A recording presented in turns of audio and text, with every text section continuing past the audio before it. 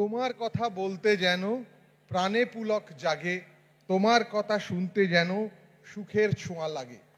যার কথা বলতে আনন্দ, শুনতে আনন্দ, চিন্তাতেও আনন্দ, সেই পরম কারণিক শ্রী শ্রী ঠাকুরের রাতুল চরণে আমার প্রণাম জানাই। লক্ষ্মী স্বরূপিণী জগজ্জননী শ্রী শ্রী বড়মার শ্রীচরণে প্রণাম জানাই। পরম পূজ্যপাদ শ্রী শ্রী বরদার শ্রীচরণে প্রণাম জানাই। পরম পূজ্যপাদ শ্রী শ্রী আচার্যদেবের শ্রীচরণে। শ্রদ্ধেয় ঋত্বিক দেবতাগণ, উপস্থিত ইষ্টপ্রাণ দাদারা, মায়েরা এবং ছোট ছোট ভাই ও বোনেরা, আপনারা আমার পরিচয় শুনলেন, একটা অফিসিয়াল পরিচয়। আমি হাইকোর্টের বিচারপতি, এটা ঠিকই, কিন্তু আমার প্রথম এবং প্রধান পরিচয় আমি একজন সৎসঙ্গী, আমি শ্রী শ্রী ঠাকুর অনুকূলচন্দ্রের চরণাশ্রিত। এটাই আমার প্রথম এবং আসল পরিচয়। এর থেকে বড় পরিচয় আর আমার কিছু হতে পারে না। সেদিন জন্মদিবসে পরম পূজ্যপাদ আচার্যদেব হঠাৎ আমাকে দেখতে পেয়ে বললেন, এই শুনুন। আমি গেলাম, বলল, শুনুন, আপনি জজ হন আর যাই হন, আপনি মানুষের কাছে যাবেন, মানুষের কাছে গিয়ে ঠাকুরের কথা বলবেন, ঠাকুরের মানুষ হয়ে ওঠার চেষ্টা করবেন। আর ঠাকুরের মানুষ হয়ে ওঠার চেষ্টা করাটাই সাধনা, তাই নয় কি? তাই তিনি আমার প্রথম পরিচয় দিয়ে দিয়েছেন যে আমি প্রথমে সৎসঙ্গী। আমি তাই এসেছি এইখানে ঠাকুরের কথা বলতে, ঠাকুরের প্রেমের কথা বলতে। কিন্তু আমি সত্যি হয়তো বিষয়ের বাইরে যাব না, কিন্তু তবু আমাকে বলতে হবে। আমাকে বিভিন্ন জায়গায় ঠাকুর দয়া করে বক্তব্য রাখার সুযোগ করে দেন। তো আমি বারবার এই সিঙ্গুর মন্দিরের কথা, পুরুষোত্তমের যে শ্রীমন্দির রয়েছে, সেই শ্রীমন্দিরের কথা আমার বিভিন্নভাবে বক্তব্যের মধ্যে ঘুরে এসেছিল। এমন ঘটনা যেটা আপনারা হয়তো সবাই জানেন, আবার অনেকে নাও জানতে পারেন, যে ঘটনা যে এটা বোধহয় 2000 সালে শুরু হয়েছে। 2002 সালের ডিসেম্বর মাসে মন্দির শুরু হয়েছে। পরম পূজ্যপাদ দাদা তখন বারবার বলছেন যে মন্দির তাড়াতাড়ি কমপ্লিট করতে হবে, মন্দির তাড়াতাড়ি কমপ্লিট করতে হবে। এবং 2002 সাল থেকেই বলছেন যে 26শে ডিসেম্বর 2004 সালে কিন্তু উদ্বোধন করতে হবে। সবাই তো অবাক, মন্দির তৈরি হলো না, মন্দির বাকি, উদ্বোধনের দিন ঘোষণা হয়ে যাচ্ছে, এটা কেমন হচ্ছে? সত্যি তো আমরা তো সবাই জানি যে আগে মন্দির তৈরি হবে, তারপরে পরম পূজ্যপাদ ও আচার্যদেবের কাছে নিবেদন হবে, তিনি যা দিন দেবেন তারপর। এ তো মহা অন্যরকম হচ্ছে ব্যাপারটা। 2002 সালের ডিসেম্বর মাস থেকেই দাদা বলছেন, পরম পূজ্যপাদ দাদা বলছেন যে 26শে ডিসেম্বর 2004 সালে উদ্বোধন করতেই হবে। মন্দিরের কাজ চলছে তো বারবার খবর নেন। 2003 গেল, 2003-এও বলছেন মন্দির তাড়াতাড়ি চলছে তো, কাজ চলছে তো। কিন্তু মনে রাখবেন 26শে ডিসেম্বর 2004 সালে কিন্তু উদ্বোধন করতে হবে। 2004 এসে গেল, মন্দির কমপ্লিট। 2004-এর 26শে ডিসেম্বর ঠিক 12টার সময় বোধহয় টাইম বেঁধে দিয়েছিলেন। তো সেই সময় পুরুষোত্তমের শ্রীমন্দির উদ্বোধন হচ্ছে। আর 26শে ডিসেম্বর 2004 সালে আন্দামানে 12টার সময় সুনামিতে ভেসে যাচ্ছে। এখানে সরস্বতী নদীর জল উঠছে আর মন্দির প্রাঙ্গণ ধুয়ে দিয়ে আবার নেমে যাচ্ছে। ভেবে দেখুন কাদের সঙ্গে আমরা রয়েছি, কাদের সঙ্গে আমরা সংস্পর্শ পাচ্ছি। তারা আগে থেকে জানেন যে সুনামি হবে। আর বিজ্ঞানীরা বলেন একটা অক্ষরেখা নাকি পশ্চিমবঙ্গের উপর দিয়েও, মধ্যে দিয়েও নাকি সুনামির যে সৃষ্টি হয়েছিল তার একটা অংশ এখান দিয়ে গেছে। পরম পূজ্যপাদ দাদা তিনি আমাদের অনেককেই রক্ষা করলেন। ঠাকুরের কথা বলার জন্য এসেছি। আজকের বিষয় ছিল আদর্শ জীবন গঠনে শ্রী শ্রী ঠাকুর অনুকূলচন্দ্রের জীবন বাণী এবং তদ্রূপায়নে আচার্যদেবের সক্রিয় ভূমিকা। আদর্শ জীবনটা কেমন হবে? খুব ব্রিলিয়েন্ট ছেলে মানুষ করব, নাকি সবার সঙ্গে মিশে এগোবে, সবাইকে নিয়ে চলবে? আদর্শ জীবন, আদর্শ মানুষ কোনটা হবে?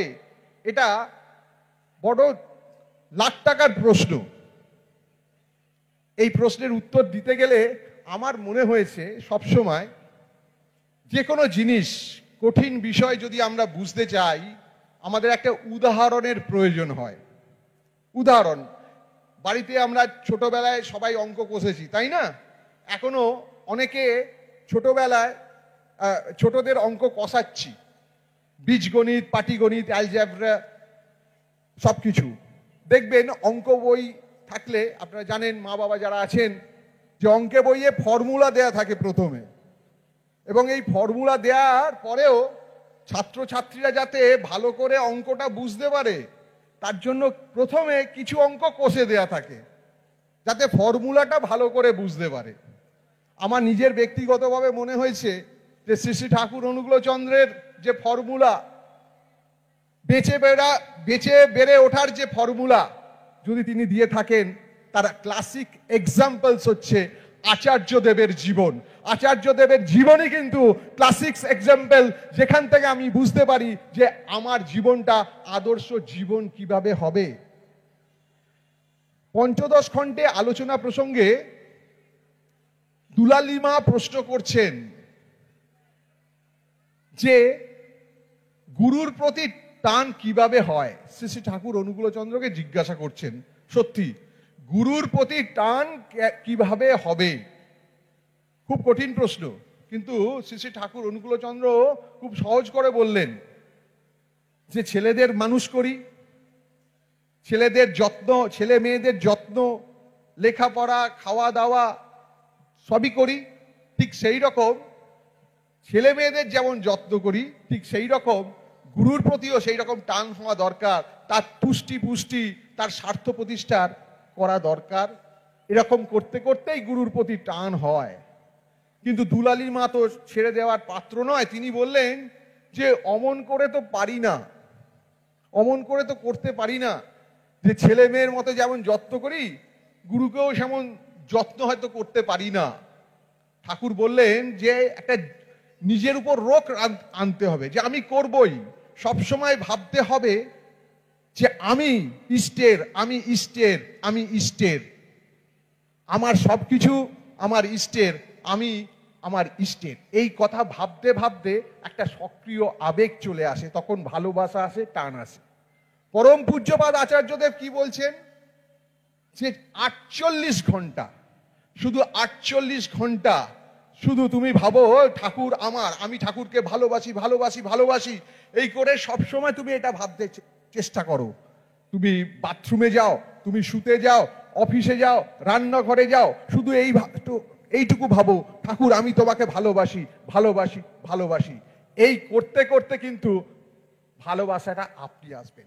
তাহলে দেখুন, দুলালিমার প্রশ্নের উত্তর যা দিয়েছিলেন শ্রী শ্রী ঠাকুর অনুকূলচন্দ্র, পরম পূজ্যপাদ আচার্যদেব কিন্তু একই কথা বললেন। সুতরাং আচার্যদেব শ্রী শ্রী ঠাকুর অনুকূলচন্দ্রের কথাই যুগোপযোগী করে আপনাদের সামনে নিবেদন করছেন, আমাদের সামনে তুলে ধরছেন যে কিভাবে আমরা ঠাকুরকে নিয়ে এগিয়ে যেতে পারবো।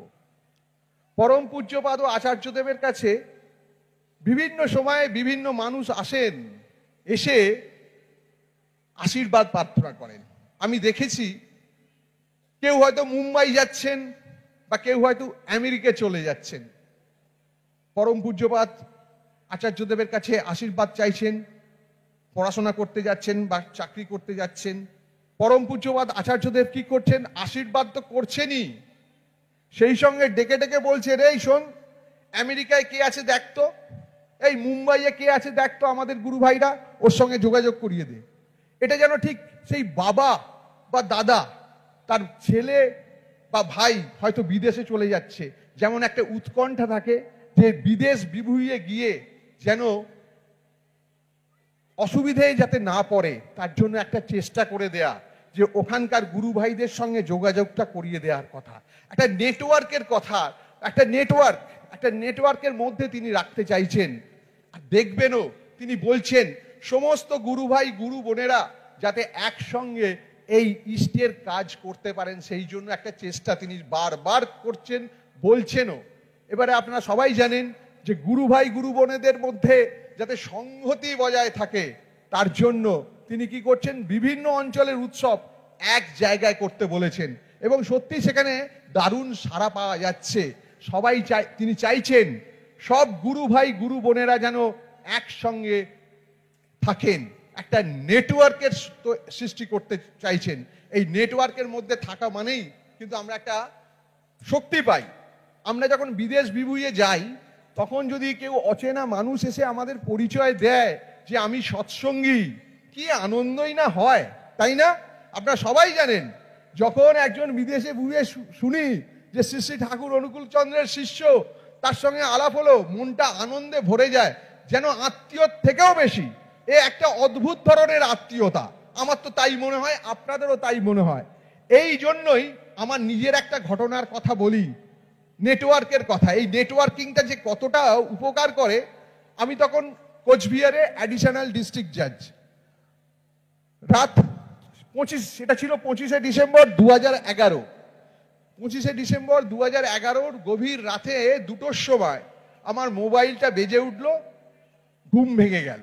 রাত 2টোর সময় মোবাইল বেজে ওঠা মানেই কিন্তু একটা দুঃসংবাদ, এটা ধরে নিয়েই ছিলাম, কিন্তু এতটা দুঃসংবাদ হবে আমি ভাবতে পারিনি।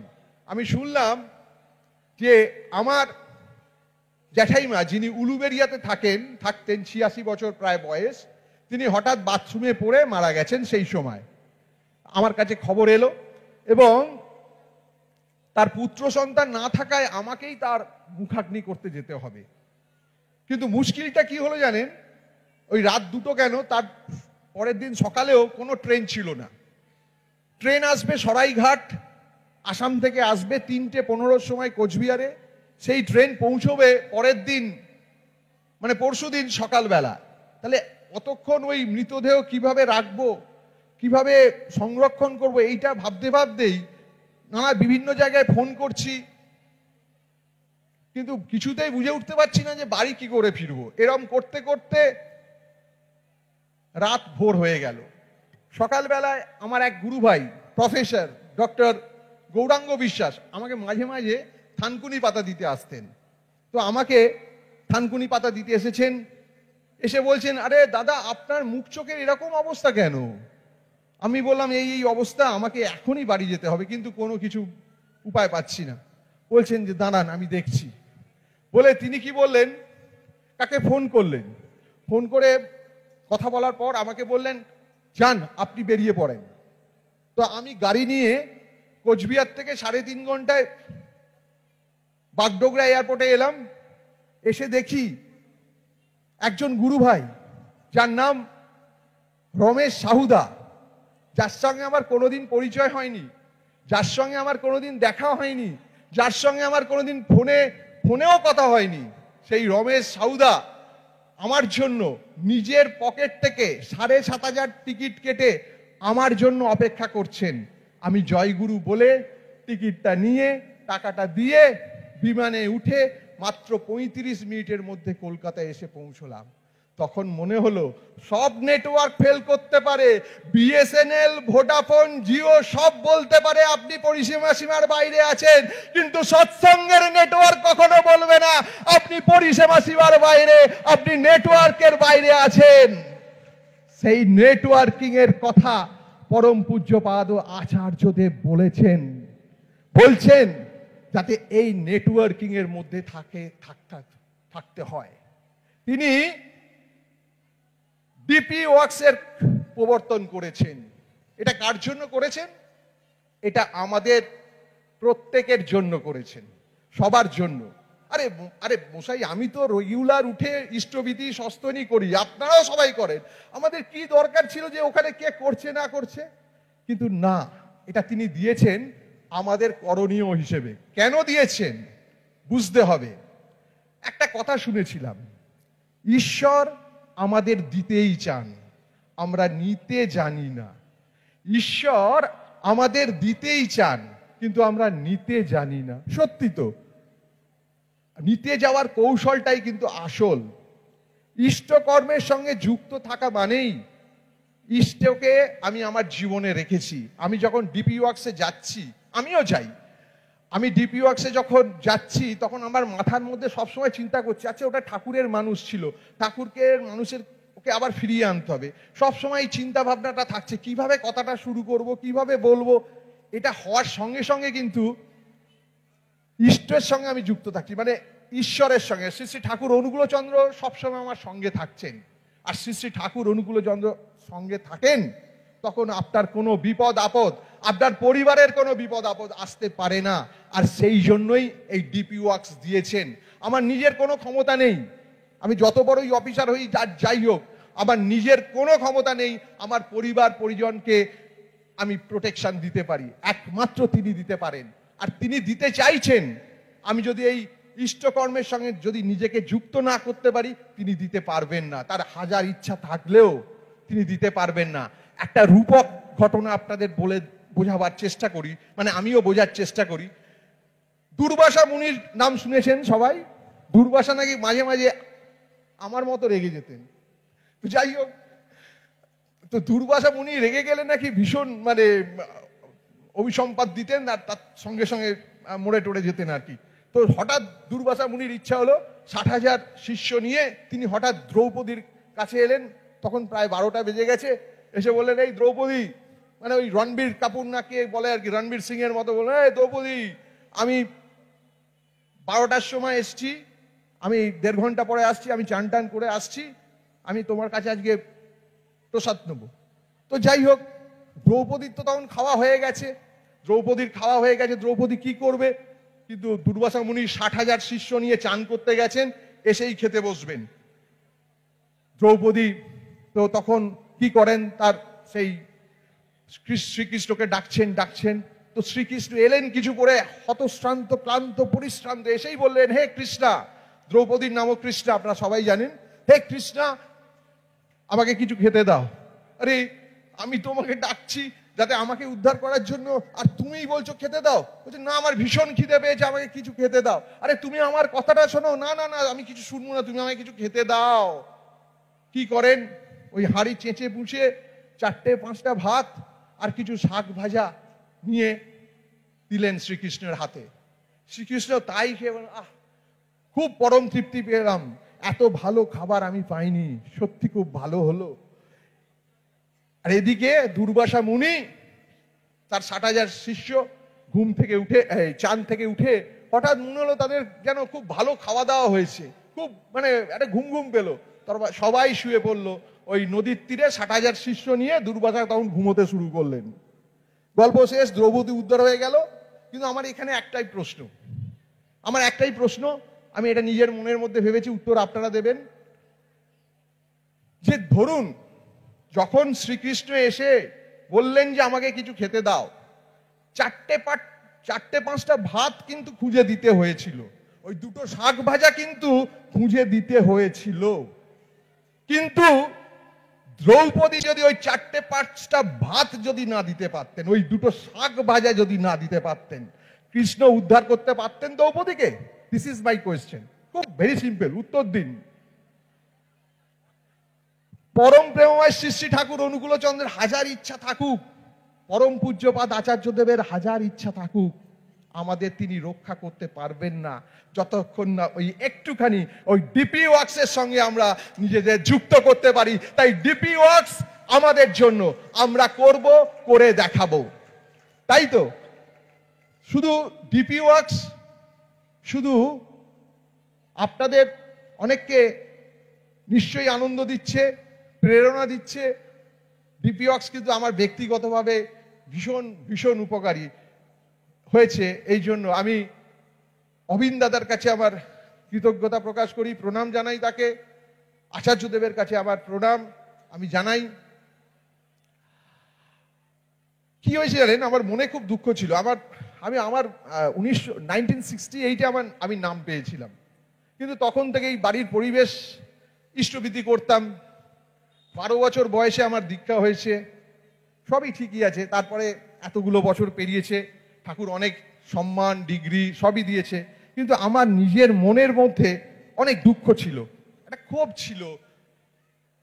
কত মানুষকে দেখি নিজের দীক্ষার দিনটা কত উৎসব পালন করে, কত নানা রকম ভালো ভালো কাজ করে, সৎসঙ্গ দেয়।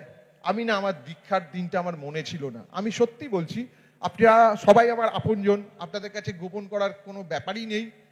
আমার দীক্ষার দিনটা ওই অত বছর আগে, আমার দীক্ষার দিনটা আমার মনে ছিল না। সত্যি মনে ক্ষোভ ছিল যে আমি নিজের দীক্ষার দিনটাই মনে রাখতে পারলাম না। সদ্গুরুর দীক্ষা, এত ডিগ্রি, এত সম্মান পেয়ে আমার লাভটা কি হলো? হঠাৎ একদিন ফোনটা বেজে উঠলো 2টোর সময়, দুপুর 2টো। তো যাই হোক, এবার ফোনটা নিয়ে আমাকে প্রশ্ন করলেন, দাদা আমরা ওই ডক্টর জীবন চক্রবর্তীর বাড়ি থেকেই ফোন করছেন আমাকে, তার ইয়াং ছেলেরা বলছেন যে শুনুন, আমরা কিছু প্রশ্ন করব। আচ্ছা, আপনাদের মাঝেরহাটি উলুবেড়িয়ায়? আমি হ্যাঁ, আমি মনে পড়লো সেই সময় আমরা উলুবেড়িয়ায় মাঝেরহাটিতে থাকতাম। আপনার জেঠুর নাম সতীশচন্দ্র সিংহ রায়? আমি বললাম হ্যাঁ হ্যাঁ, ঠিক ঠিক। আস্তে আস্তে সব প্রশ্ন করলো, বাবার নাম, আমার স্ত্রীর নাম, মায়ের নাম, ইভেন আমার ছেলে মেয়ে সবারই নাম। আমি বললাম বাহ, সব ঠিকঠাক হলো, সব প্রশ্নের উত্তর দিল। এবং তারপরে বললো দাদা সব ঠিক আছে, খুব ভালো হয়েছে। জাস্ট ফোনটা রাখার আগে বললো, দাদা আপনার দীক্ষার দিনটা হচ্ছে 1-2-1976।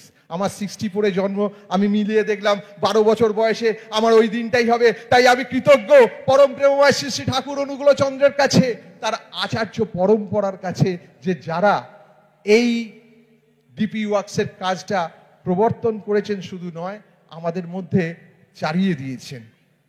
আমার অভিজিৎ চট্টোপাধ্যায় দা আমার মানে একটা বলা বাণীর কথা বলতে বলেছেন। আমি তার অনুরোধে আর 5-7 মিনিট সময় নিচ্ছি। এই বাণীটা বলতে গেলে কিন্তু আবার একটা কনফেশন, একটা ক্ষেত্র তৈরি করতে হবে। সেই ক্ষেত্রটা আর কিছু নয়, ঠাকুর কতটা আমার জীবনকে পরিবর্তন করেছেন, সেই পরিবর্তনের কথা বলতে হবে। আমি কিন্তু এমন বিচারপতি নয় যে দীক্ষা নিয়ে বিচারপতি হয়ে দীক্ষা নিয়েছি। আমি কিন্তু দীক্ষা নিয়ে তারপর ঠাকুর আমাকে বিচারপতি করেছেন। যাই হোক, তো আমার 3 ভাই বোন, আমার এক দিদি আর এক দাদা আছেন। তারা অত্যন্ত ব্রিলিয়েন্ট, মানে কেউ হয়তো ন্যাশনাল স্কলার পাচ্ছেন, কেউ ডিস্ট্রিক্টে ফার্স্ট হচ্ছেন। তো আর আমি এদিকে কোনো রকমে পাস করছি, কোনো রকমে যা হোক করে খেলাধুলো করে আড্ডা মেরে বন্ধুদের সঙ্গে, বাড়ির ছোট ছেলে তো, যাই হোক আড্ডা মেরে কোনো রকমে করছি। আমার দিদি দাদা ফার্স্ট সেকেন্ড হচ্ছে, প্রাইজ পাচ্ছে। আমার মনে খুব আনন্দ হয়, আমার দিদি দাদা প্রাইজ পায়। বলছে তুই কি করিস, তুই কি পাস? আমার তো কিছু নেই। তো ফাঁকি মারতে মারতে মারতে এমন একটা জায়গায় পৌঁছলাম যে আর কয়েকদিন পরেই এই খাদের ধারে এসে গেছি। খাদ থেকে এবার পড়বো, আর কেউ আমাকে খুঁজে পাবে না, আমি তলিয়ে যাব। আর বন্ধু বান্ধব যারা ছিল আশেপাশে তারা সব হাওয়া হয়ে গেছে, আর কেউ নেই ধারে কাছে। তো আমি যাই হোক পড়বো, আর পড়লে আর আমাকে কেউ তুলে ধরতে পারবে না। সেই রকম একটা পরিস্থিতিতে আমি দাঁড়ালাম। কিন্তু বাড়িতে তো একটা পরিবেশ ছিল, ওই ধরো করো হও পাও, বাবা মা বললেন। আমিও বুঝলাম যে পরম প্রেমময় শ্রী শ্রী ঠাকুর অনুকূলচন্দ্রের আদর্শকে যদি আমি আন্তরিকভাবে আঁকড়ে না ধরি, আমাকে আর কেউ বাঁচাতে পারবে না। শুরু করলাম সৎসঙ্গ করা, ছোট বয়স থেকে ঠাকুরের মন্দিরের জন্য, শ্রীমন্দিরের জন্য অর্ঘ্য কালেকশন করা, দেওঘরে গিয়ে প্রসাদ বিতরণ করা, সব কিছু করতে শুরু করলাম। ঠাকুরের বাণী লিখতে যে বাণীগুলো ভালো লাগতো সেগুলো লিখে লিখে রাখতাম, পড়তাম। পড়তে পড়তে আস্তে আস্তে আমার জীবনের মোড় ঘুরতে শুরু করলো। একটা বাণী, যে বাণী আমার জীবনের মোড় ঘুরিয়ে দিয়েছিল, আমি সেই বাণীটার কথা বলবো। বাণীটার হেডিং হচ্ছে, অন্ন পানের জন্য ব্যস্ত হয়েও না। বিহিতভাবে ঈশ্বরের অনুসন্ধান করো, সব মিলবে। আবার বলছি, অন্ন পানের জন্য ব্যস্ত হয়েও না, বিহিতভাবে ঈশ্বরের অনুসন্ধান করো, সব মিলবে। পরম প্রেমময় শ্রী শ্রী ঠাকুর কি বললেন ধৃতি বিধায়নার 303 নম্বর বাণীতে? অন্ন পানাদির জন্য উদ্ব্যস্ত হয়ে উঠো না, পরিধেয় কিছুর জন্যও নয়, বরং ঈশ্বর প্রীতির উৎকণ্ঠায় আগ্রহ উচ্ছল হয়ে ওঠো। দেখো না পশু পক্ষীরা কেমনতর সৌন্দর্যে শোভান্বিত হয়ে থাকে। তারা তো সঞ্চয় করে না, চরে করে খায়, আর তাতেই পোষণ পুষ্ট থাকে তারা। দেখো না জলায় পদ্মগুলি কেমন ফুটে থাকে।